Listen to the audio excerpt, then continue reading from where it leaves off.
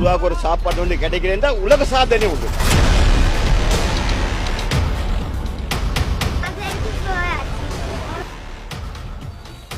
நம்ம சென்னையிலயா இருக்கட்டும் இல்ல தமிழ்நாட்டிலயா இருக்கட்டும் ஒரு நல்ல சிக்கன் பிரியாணி சாப்பிடணும் அப்படின்னா ஒரு 150 ரூபாயில இருந்து ஒரு 250 ரூபாய் வரைக்கும் செலவாகுங்க. ஆனா நம்ம பக்கத்து நாடான ஸ்ரீலங்கால பொருளாதார நெருக்கடி காரணமா இருக்கட்டும் இல்ல விலைவாசி உயர்வு காரணமா இருக்கட்டும் அங்க ஒரு சிக்கன் பிரியாணியோட விலை ஒரு 1000 ரூபாயில இருந்து 1500 ரூபாய் வரைக்கும் விற்கிறாங்க. சோ இந்த மாதிரி இருக்கிற ஒரு சூழ்நிலையில இலங்கை கொலம்போ மெயின் ஸ்ட்ரீட்ல இருக்கக்கூடிய மர்ஹபா பிரியாணி அப்படின்ற ஒரு பிரியாணி கடையில சிக்கன் பிரியாணியை வெறும் 300 ரூபாய்க்கு வாடிக்கையாளர்களுக்கு எல்லாம் கொடுக்குறாங்க.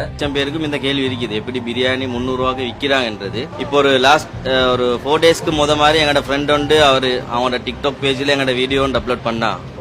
அதுல தான் கொஞ்சம் வெளியே இருந்து கஸ்டமருக்கு தெரிய வந்து வெளியே ஆட்கள் பார்த்து 300 ரூபாய் பிரியாணி வாங்குறது கொஞ்சம் ஓவர் கிரௌட் ஆகிது. அந்த வீடியோ அப்லோட் பண்ண போறோண்டு எனக்கும் தோணுது. அப்படித்தான் ஒரு நாளைக்கு குறைஞ்ச 250, 300, 400 பேர் சார் கொடுக்கும். பாஸ்மதி பிரியாணி வந்து 300 ரூபா கொடுக்குற ரீசனபிள் பிரைஸ் தான். நான் எல்லாத்தையும் கேள்வியும் சந்திச்சு கொண்டு சாப்பாடு கொடுக்குறேன் கிடையாது. எப்படி சாத்தியம்? மற்ற கடையில வந்து 1000 ரூபாயில இருந்து 1500 ரூபாய் வரைக்கும் வித்துட்டு இருக்காங்களே, உங்களுக்கு எப்படி சாத்தியம் அப்படின்னு சொல்லிட்டு அந்த கடைக்காரர்கிட்ட கேட்டப்ப நாங்களும் அதே வகையான ஒரு நல்ல குவாலிட்டியான பாஸ்மதி அரிசி தான் வாங்குறோம். நாங்க யூஸ் பண்ற பாஸ்மதி அரிசியோட விலையும் ஒரு 500 ரூபாயில இருந்து 700 ரூபாய் வரைக்கும் இருக்குது ஒரு கிலோ. இருந்தாலும் கூட மக்களுக்கு ஒரு சேவை மனப்பான்மையோட மக்களுக்கு ஒரு நல்ல உணவு கொடுக்கணும் அப்படின்ற ஒரு நல்ல எண்ணத்தோட செய்யறப்ப பிரியாணி ஃபார் ஆல் அப்படின்ற ஒரு மோட்டிவேஷனோட நாங்க செய்யறதுனால இந்த விஷயத்தை எங்களால சாத்தியப்படுத்த முடியுது. 300 ரூபாய் பிரியாணி கொடுக்கறன்றது எப்படின்றது இந்த ஃபீல்ட்ல இருக்கிறாங்களுக்கு விளங்கும். இவங்க எப்படி செய்யறாங்கன்னு தான் எல்லாருக்கும் பெரிய டவுட் ஆகிது.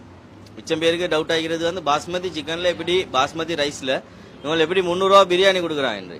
அப்ப தின்ற ஆட்களும் அதை கொஞ்சம் விளங்கினாங்கண்டாக்கா என்ன 300 ரூபாய் பிரியாணி கொடுக்கறதே பெரிய விஷயம் என்று விளங்கி அதுலயும் குறை கண்டுபிடிக்கிறாங்க மிச்சம் பேர்.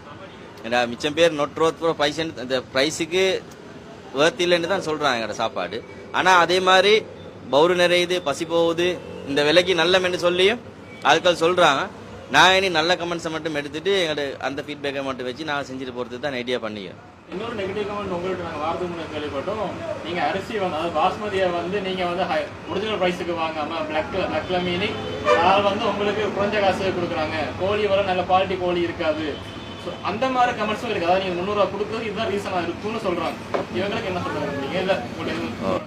பாஸ்மதி ரைஸ் நானும் பார்த்தேன் டிக்டாக்ல போட்டு இந்த வீடியோக்கெல்லாம் ஒரு கிலோ பாஸ்மதி 500 ரூபா எப்படி கொடுக்குறாங்கன்னு தான் போட்டுச்சு. இந்த எனக்கு பொய் சொல்லி வியாபாரம் பண்ண வேண்டிய அவசியம் இல்லை. நான் வாங்குற பாஸ்மதி அரிசி 700 ரூபா கிலோ.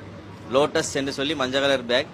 என்னையோட மார்க்கெட் போற டைமுக்கு வந்தா இனி ஆட்களுக்கு பார்க்கலும் நான் என்னத்தை வாங்குறேன் என்னத்தை விற்கிறேன்னு.